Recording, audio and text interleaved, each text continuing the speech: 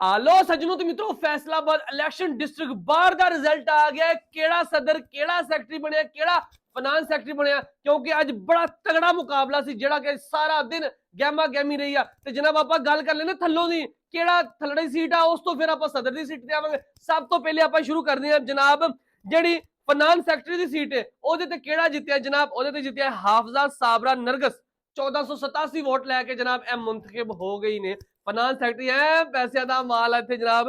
उस तो बाद गल कर लेने लाइब्रेरी सैकटरी दे मोहम्मद जिशान जनाब जेड़े वोट लैके 1308 वोट लैके जित चुके ने। उस तो बाद गल कर लेने joint secretary Sajid Shakeel 1577 vote लैके जनाब ए भी मुंतखब हो चुके ने। ते हुण गल कर ले सैकटरी दी, एदे ते बड़ा रौला रप्पा सी, बड़ा ही तगड़ा मुकाबला सी जनाब। एदे ते जेड़े जित गए ने ना, दिलां ते हाथ रखो पहले फिर मैं तुहानूं दस्सांगा।